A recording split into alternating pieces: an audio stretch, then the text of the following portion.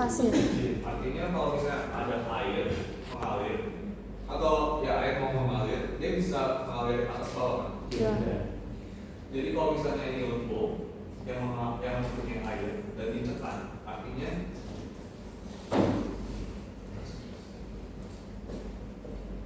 airnya bakal mengalir ke atas dan ke bawah ya.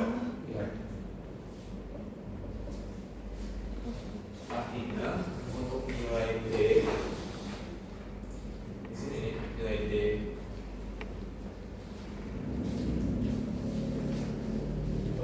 lintasan drainasenya itu bukan full dari 10 meter tanah lengkungnya, tapi lintasan drainasenya adalah 10 bagi 2. Jadi karena dia bisa ke atas bawah 5 meter ke atas, 5 meter ke bawah, lintasan drainasenya 5 meter. Makanya di sini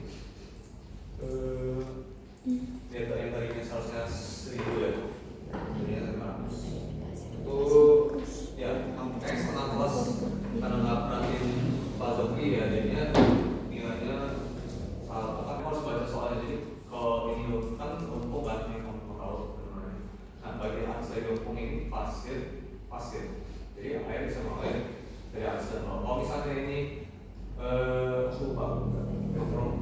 ya tanah kasar, batu atau apa, seingat aku ya, jadinya itu lintasan drainasenya itu full 10 meter. Ini tanya apa dulu juga kira-kira ya. Tapi itu sih yang paling diperhatiin. Jadi ini dari pasir ke mana?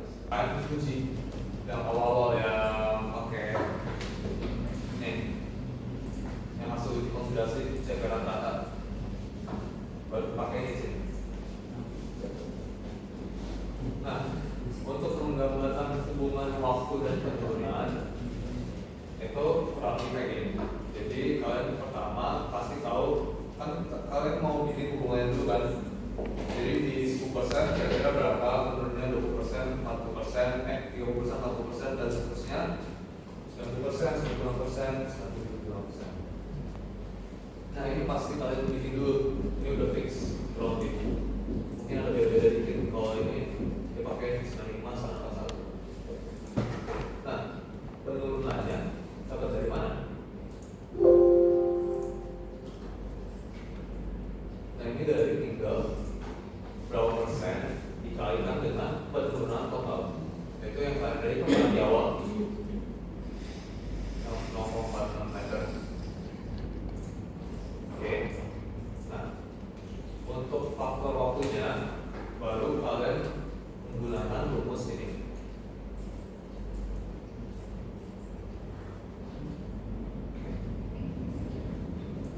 Untuk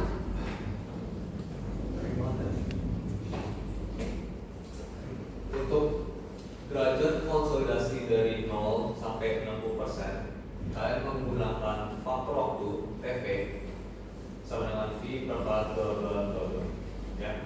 Tapi untuk persen konsolidasi di atas 60%, kalian pakai 1,241 dan ini bahkan yang di contoh Excelnya ini juga bakal mungkin baru tes anak aku masih ingat ini keluar dan kalian itu dari Excel.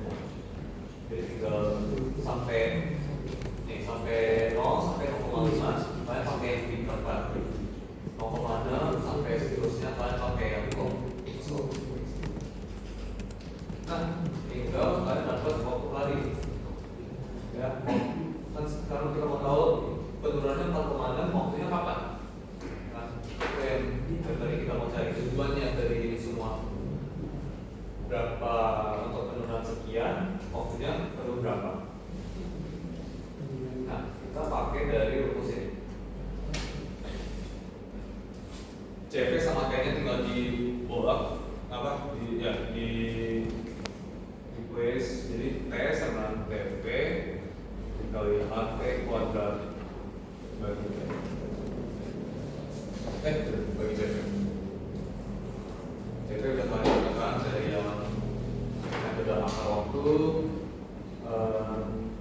HT itu kalian pakai tadi lintasan drainasenya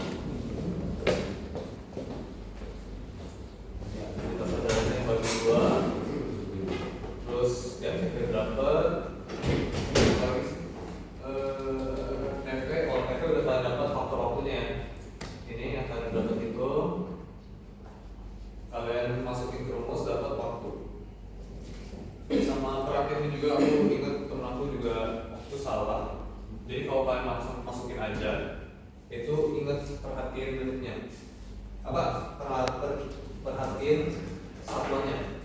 Kalau misalnya kalian tadi awalnya CV-nya ini, ya, CV-nya kan sentimeter per menit kan. Kalau kalian mau bikin waktunya dalam tahun, dalam hari, artinya kalian harus konversi dari menit itu jadi hari. Itu aja sih. Nggak perlu kan. Jadi kalau misalnya contohnya di soalnya ditanya hari, ya kalian perhatiin CV-nya itu berapa satuannya, artinya bisa konversi ke hari. Nah, tinggal sudah dapat waktunya, sudah dapat penurunannya.